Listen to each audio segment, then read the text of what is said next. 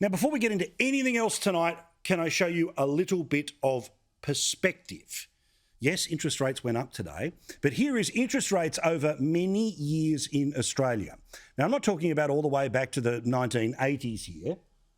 I'm talking about from October 2009 until today. We have gone from record low to now the second lowest interest rate ever in the country. And I'm going to talk about this and put it all into perspective with the great John Howard, who's our special guest tonight on Paul Murray Live. Keep a sense of balance and proportion. It was inevitable that some upward movement would occur because they've been at these emergency low levels. And we have to keep a sense of proportion and dismisses arrant electioneering any claim by the Labor Party that this represents a failure of economic management by the government. It defies any kind of logic to have those sort of positions. John Howard in full here on Paul Murray Live tonight. So, why did the Reserve Bank put up interest rates? Let's not talk to a politician. Let's hear from the bloke who made the decision. The first is that the economy has been very resilient. Unemployment is low and economic growth is expected to be strong this year. The second is that inflation has picked up more quickly and to a higher level than we had expected, and there is now evidence that labour costs are increasing more quickly. So, you heard from him why it happened. But of course the media, well, they took this all in their stride, didn't they? They saw this for what it was, the beginning of the end, and they couldn't scream enough questions at the Prime Minister today. Prime Minister, has your government just lost this election? Of course not. The last time that interest rates rose during an election, John Howard said that he was sorry about it and that he had sympathy with mortgage holders. So on that, do you also have that same sympathy with mortgage holders? The very heart of this election comes down to trust. How do they trust your government? With all due respect, hasn't your shield started shattering right before your eyes? Do you not want to say sorry to the Australian people for what they're about to go through? I'm not a believer in the magic pen theory that the Labor Party seems to have. The Labor Party thinks that prices will be lower because they've got some magic wand that they'll wave. It would be completely unreasonable for any objective analysis to think that emergency level cash rates and monetary policy could stay indefinitely. It had to normalise. Thanks very much, everyone. And also, again, some perspective. Anyone who has applied for a home loan in their life knows that interest rates go up and they go down.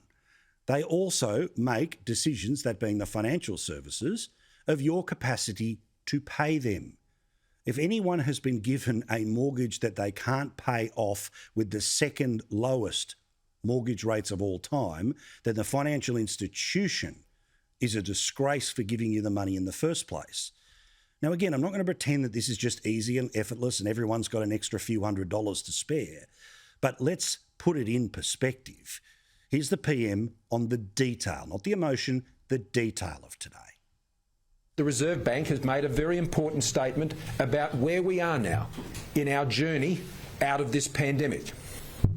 That it is appropriate to start the process of normalising monetary conditions. Importantly, he states that wages growth has been picking up. Let me explain this again. There was a time for JobKeeper and there was a time to take away JobKeeper. There was a time for emergency low rates and there's a time to take them away. But the Labor Party think you are stupid. They think that you have never lived in any other circumstance than people in their 20s right now who have only ever seen lowering interest rates. So that's why they think they can get away with juvenile garbage like this that you've already seen, I know, with Andrew. But, F grade for Frydenberg. What rubbish. More people in a job than ever before in Australia. Ever before in Australia. And as for Albo, he has no answer to the problem that he claims is absolutely out of control. Does your cost of living package factor in those interest rate hikes over the next 12 months? And will it be effective in that case to put downward pressure on price? Will those savings from those cost of living packages, like electricity and childcare, be eaten up by any sort of interest rate rise? Would there not be a cost of living crisis under your government? And do you accept that under your government, if you are elected, Australians will be paying more on their mortgages? Well, the Reserve Bank have said that they expect interest rates to increase. He has no answer. Honestly, I'll get to the central question of this election in a second. But so much for the bloke who claims, oh, I'm better than Scott Morrison because I'm always going to turn up, I'll never go missing, blah, blah, blah. Well, guess what happened today when interest rates did make a change?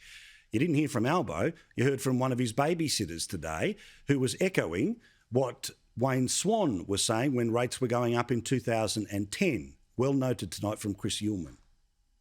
Today's decision by the Independent Reserve Bank is a painful reminder that as the economy recovers, the Reserve Bank will independently move rates from emergency levels through to more normal levels.